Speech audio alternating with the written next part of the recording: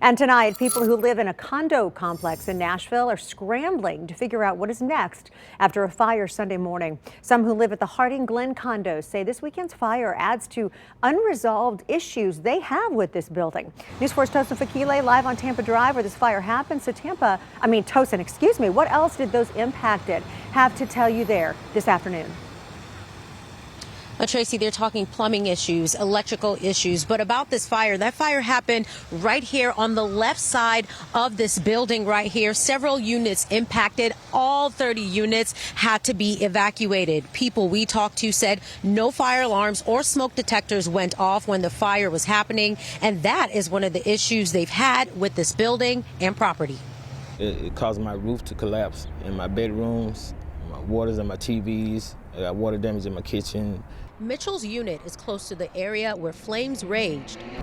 I mean, the whole time the fire was being put out, I was trying to figure out where's the insulation. I mean, the way it was moving is like a bonfire.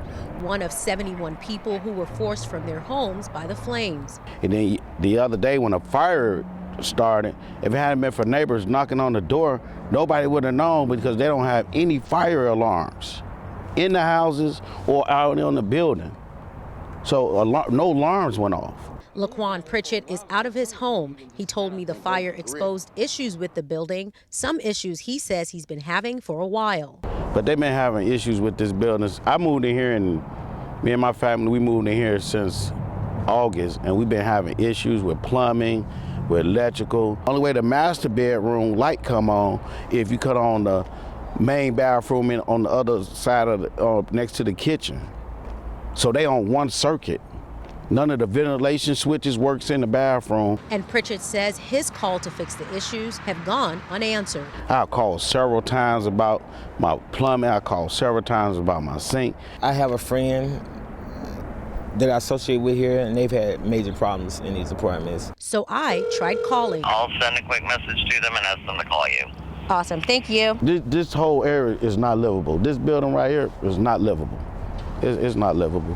Regardless of the fire? Regardless of the fire, it's not. They got a lot to do. They got a lot to do. And Laquan Pritchett, who you just heard from, said the lack of ventilation in his apartment is also causing mold. Now, I do have an update to tell you about, Tracy. Literally about 5 minutes before we went on air, I had one of the property managers call me about this issue and return my call. Here's what I know so far.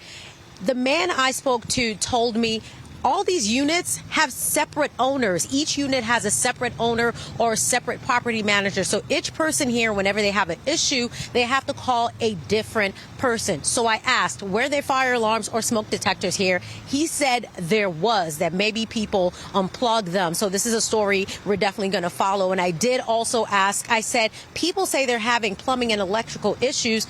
Are you aware of it? Are they being fixed? And the manager I spoke to one of the units over here says they are aware of some of those plumbing issues, and they say they have sent people out to fix it. But they say COVID has also compounded the problem with not having plumbers or plumbing companies come out here to fix this issue. This is a story we'll stay on top of and continue to follow. As for the fire, the cause is still under investigation. Back to you, Tracy. Tosin Fakile working for you tonight. Thank you so much. I know